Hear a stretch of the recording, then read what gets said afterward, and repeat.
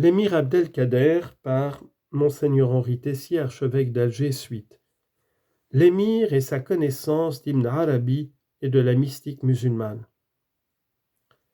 Il est difficile de savoir avec précision dans quel contexte l'émir a découvert l'œuvre de Ibn Arabi. Comme on l'a dit, Michel Chodkiewicz suggère que l'émir aurait reçu la khirqa, ou vêtement d'investiture, akbariya, dès sa jeunesse à Damas, lors de son premier pèlerinage en 1826. Mais dans les années suivantes, l'émir ne se présente pas comme un disciple d'Ibn Arabi. Il cite son nom dans son autobiographie en 1849, mais en donnant simplement ce nom avec 8 autres auteurs mystiques, mais sans indiquer qu'il lui réserve une place particulière.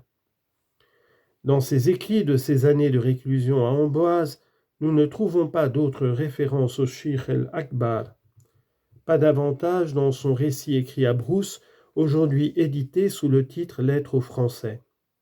Je serais enclin à penser que l'émir fit une première découverte d'Ibn Arabi lors de ses rencontres avec des soufis à Damas en 1826, au cours de son premier pèlerinage avec son père, qui porte le prénom de Muhayyaddin, celui du Shir el-Akbar. Mais on peut se demander si le développement de cette découverte de Ibn Arabi ne serait pas situé justement pendant son séjour à Brousse, période qui est peu connue, mais qui précède immédiatement sa reconnaissance de disciple de Ibn Arabi à Damas. On dit d'ailleurs qu'il y avait à Brousse un manuscrit des Futuhat al-Makkiya de Ibn Arabi. Mustapha Sherif, dans son livre L'émir Abdelkader, le héros de la fraternité, préfère énumérer toutes les influences spirituelles dont l'émir s'est enrichi au long de sa vie, sans établir de distinction. Citation.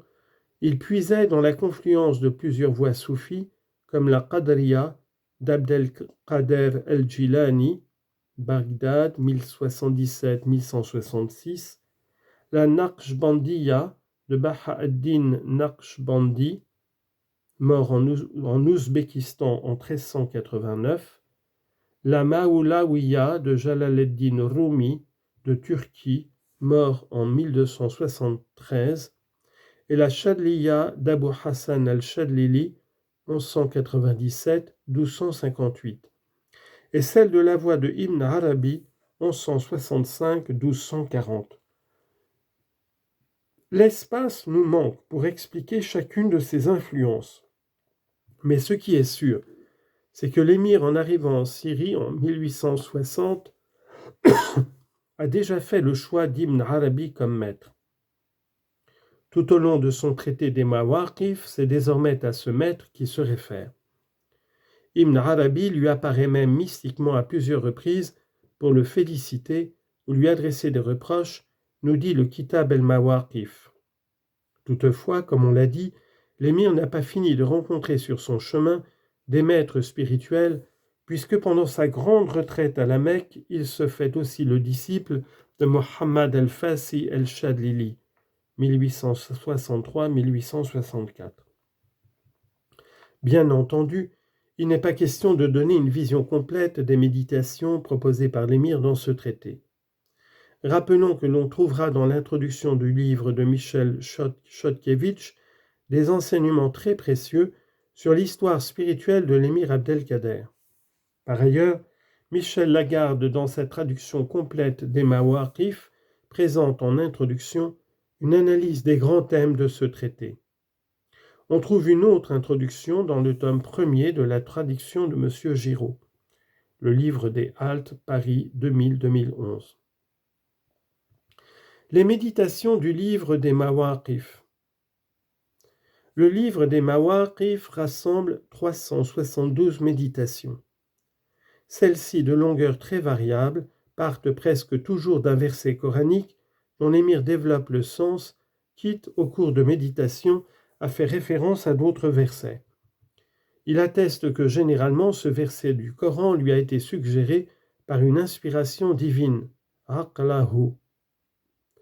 Citation, « Une des faveurs que Dieu m'a accordées depuis qu'il m'a fait la miséricorde de me connaître est de ne jamais s'être adressé à moi autrement que par la projection en mon être de ce noble et sublime Coran. » Fin de citation.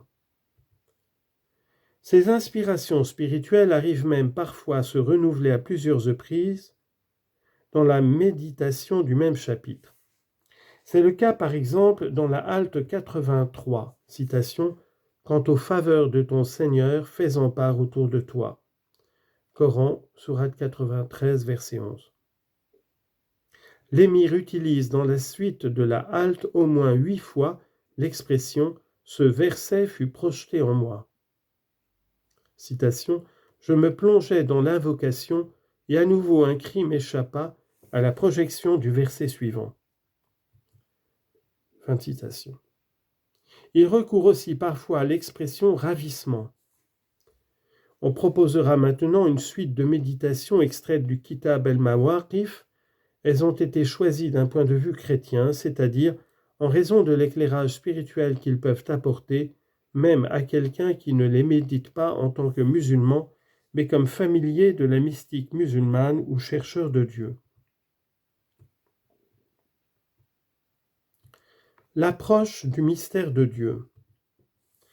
Les premières pages des Mawaqif sont introduites par 19 poèmes qui dévoilent d'entrée les convictions spirituelles de l'émir. Citation « Nous avons écarté le voile, l'ombre du semblable s'efface, le moi, le toi, le soi ont été abolis, il n'est plus d'équivoque, tant que tu t'affirmes autre que nous, tu es notre associé. » Quelle est donc leur pensée ? Ils t'appellent serviteur du puissant.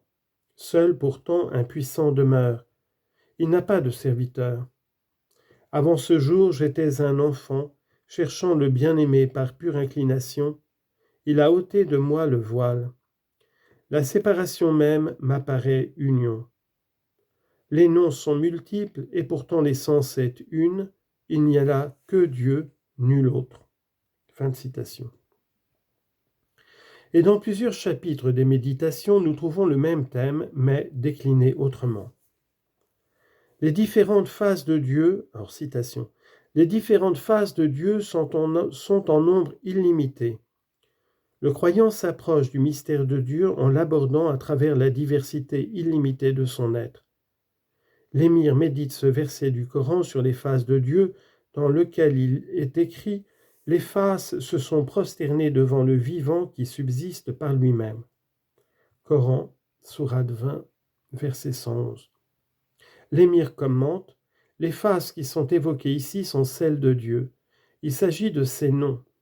Si les noms divins sont appelés les faces de Dieu, c'est parce que c'est par eux exclusivement que Dieu se manifeste à sa création. Or les faces de Dieu, c'est-à-dire ses noms, sont illimités et nul ne peut les circonscrire. » Et l'émir tire la conclusion de cette conviction, citation, « Dieu dépasse infiniment tout ce que l'homme peut dire de lui. » Il écrit « Si tu penses et tu crois qu'il est ce que professent et croient toutes les écoles de l'islam, sache qu'il est cela et qu'il est autre que cela. Si tu penses et si tu crois ce que pensent les connaisseurs par excellence, sache qu'il est cela et qu'il est autre que cela. Nul ne le connaît sous tous ses aspects et nul ne l'ignore sous tous ses aspects. » Fin de citation. Et l'émir commente une autre tradition rapportée par Bukhari qui atteste du caractère innombrable de ces faces divines, ce qui revient à dire « Je ne saurais énumérer toutes tes qualités. »